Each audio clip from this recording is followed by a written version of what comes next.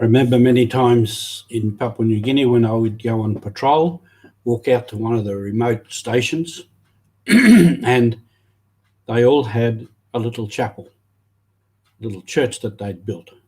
It's one of the things they did early on in their time as catechumens, and as newly baptized people, they'd always build a church. You're with Mission Alive. This is Roger from the MSC Mission Office. Today is the feast of the dedication of St. John Lateran Cathedral in a basilica in Rome.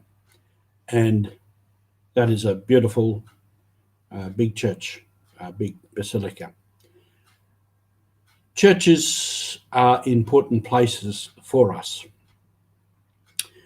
As I said, it was one of the first things that people built when they're on the road to baptism or shortly afterwards, and it was often out of bush materials. They go into the bush and cut all the materials and build it.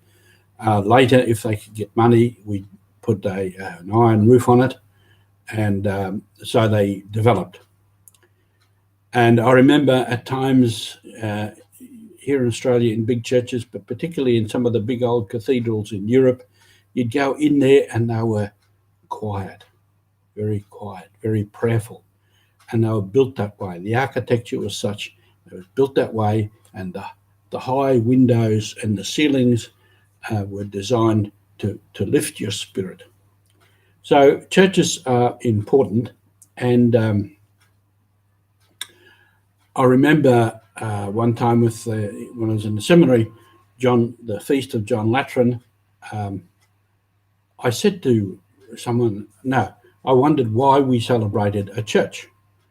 And then one of the priests who gave a sermon on that day, he took as his theme that these were special places set aside. They were holy spaces. And that's what they are. Wherever they are holy space. And other religions, you have mosques, you have temples, you have all kinds of prayer places. Traditionally, the Melanesian people also had, often in the bush or on mountains, special holy places. And sometimes even today, Catholic people, priests and religious, go to those holy places where they feel the presence of their ancestors. The ancestors were very important to them. And they would go to these places and simply be there and, in a sense, be in unity communion with the spirits of the ancestors. And that was a strength to them. And many who are dedicated Christians, see that as a very holy place and a place to be. And we can likewise have our holy places. And many people speak of how they go into the bush, walk amongst the trees, or sit on a beach. And that is a holy, special place to them. You might notice I have behind me a plant here. This flower is finished now. This is an epiphyllum. But I have over there 2 small ones coming. And in recent years, I've spent a lot of time, as I mentioned, in the garden and up there on Mission Hill, which is growing very nicely.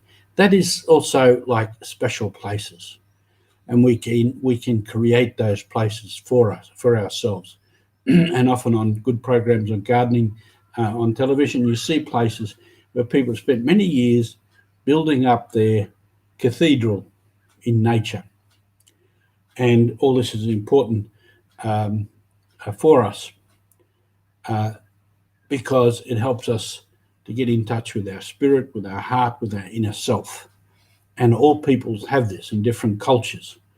All these things are important. And sometimes in Papua New Guinea too, you'd be walking with some people and somebody would stop and he would stand, or she would stand and look and say, Father, here is a special place. Before, up there, in there, around the corner, wherever, our ancestors did this and this. And this was the last place I saw so-and-so.